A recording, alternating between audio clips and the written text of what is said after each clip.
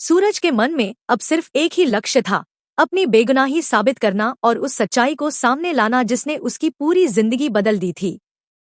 अपने दोस्त की मदद से वह चुपचाप सबूत जुटाने निकल पड़ा। इसी दौरान उसकी नज़र एक संदिग्ध गुंडे पर पड़ी। पहली नज़र में वह आम बदमाश लग रहा था, लेकिन अगले ही पल सूरज की आंखें हैरानी से फैल गईं। उस गुंडे के हाथ में चमक रही अंगूठी और कलाई पर बंधी घड़ी बिल्कुल बाबूजी यानी गुलाब सिंह की थी।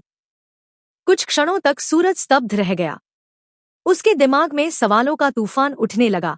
क्या यह सिर्फ संयोग है या इसके पीछे कोई गहरी साजिश छिपी है? बेचैन होकर वह तुरंत यह बात ईशा को बताता है। पहले तो ईशा भी उलझन में पड़ जाती है, लेकिन तभी उसके मन में एक पुरानी याद कौंध जाती है।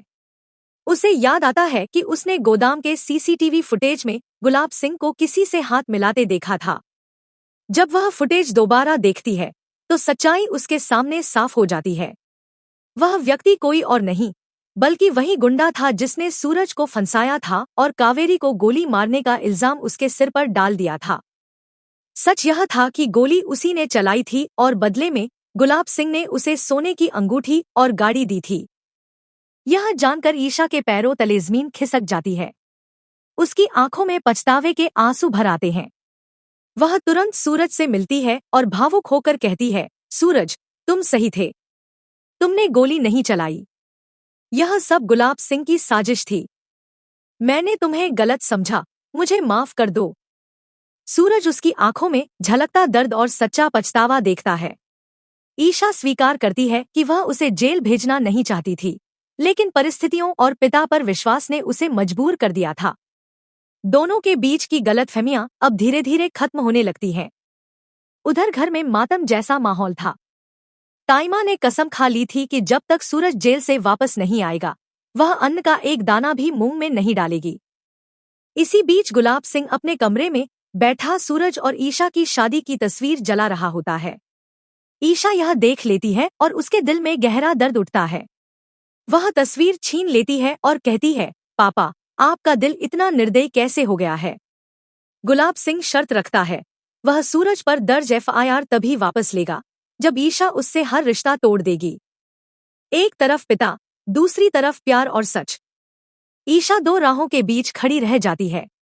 उधर सूरज को घटना स्थल से ऐसा सुराग मिलता है जो सब कुछ बदल देता है। गोली की दिशा।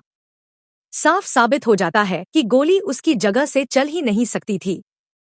असली हमलावर कोई और था। लेकिन सबूत मिलने के बाद भी सूरज के अंदर बदले की आग शांत नहीं होती। पुलिस के आने पर वह भाग निकलता है और सीधे गुलाब सिंह के पास पहुंच जाता है। सालों का गुस्सा फूट पड़ता है। वह उसे उसी जगह ले जाता है जहां उसकी जिंदगी बर्बाद हुई थी। गुस्से में वह गोदाम में आग लगा देता है। लपटें आसमान छूने लगती हैं।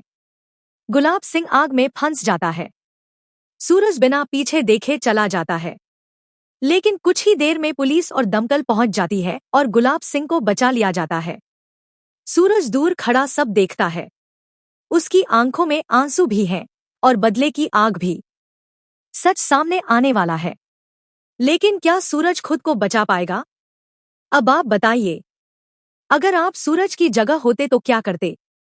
क्या बदला लेते या कानून पर भरोसा करते? कमेंट में जरूर लिखिए आपका फैसला क्या है।